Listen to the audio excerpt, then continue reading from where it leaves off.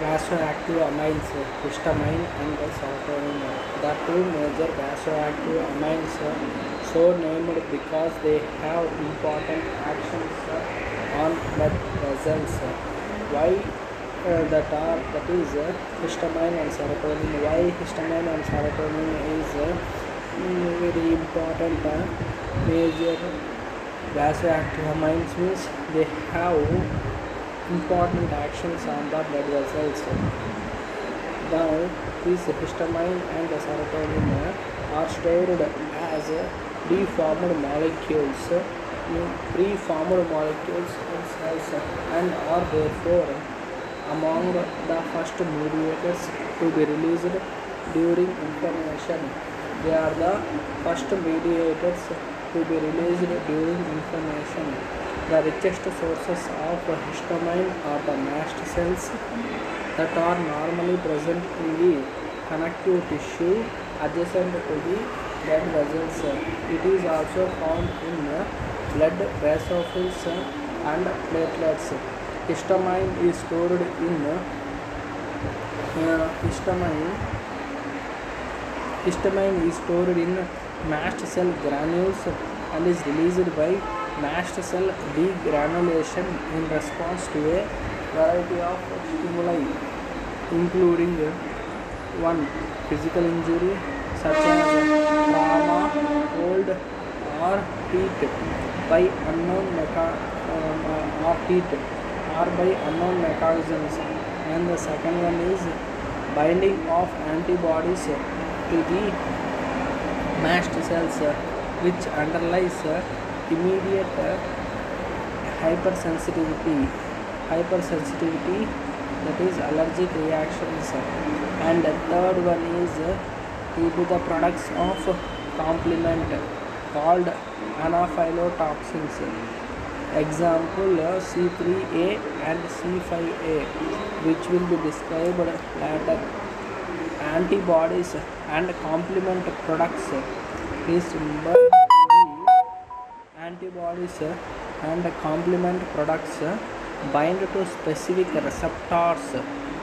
Antibodies and your complement products bind to specific receptors on mast cells and trigger signaling pathways that induce rapid degranulation.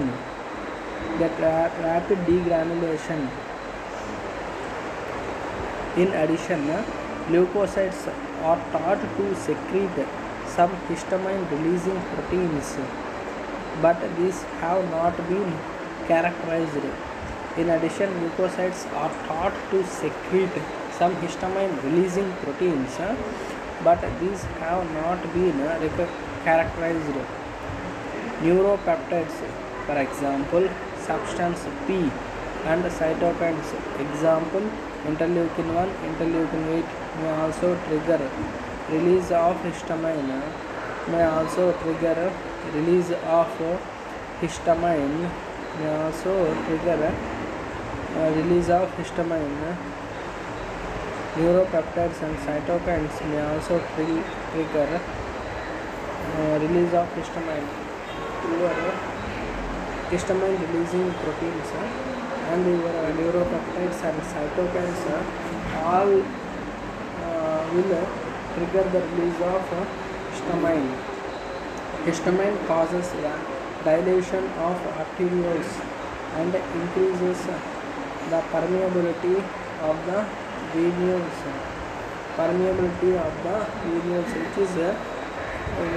Which are the steps in the acute inflammation. There is a dilation of the small vessels here, that is arterioles, and there is an increase in the permeability of the microvasculature. Here the permeability of the venules is increased.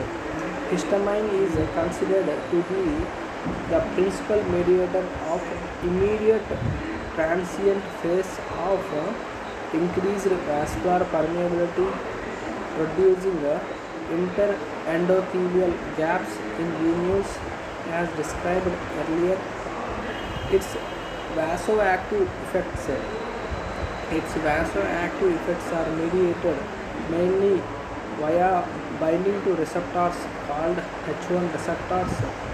Its vasoactive effects means its effects on the blood vessels is mediated mainly by binding to receptors called H1 receptors, which are present on microvascular endothelial cells. H1 receptors are present on the microvascular endothelial cells. Microvascular endothelial cells. The microvascular endothelial cells. The antihistamine drugs that are commonly used to treat some inflammatory reactions such as allergies are H1 receptor and agonists that bind to and block the receptor, that is H1 receptor, which is located mainly on the microvascular endothelial cells.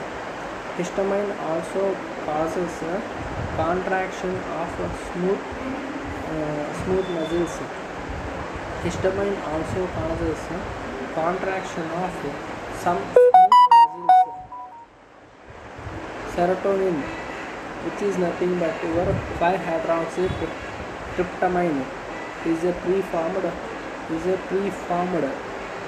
vasoactive mediator present in the platelets and certain neuroendocrine cells such as in the gastrointestinal tract and in mast cells in rodents but not humans. Its primary function is as neurotransmitter in the gastrointestinal tract. It is also a vasoconstrictor, but the importance of this action in inflammation is unclear.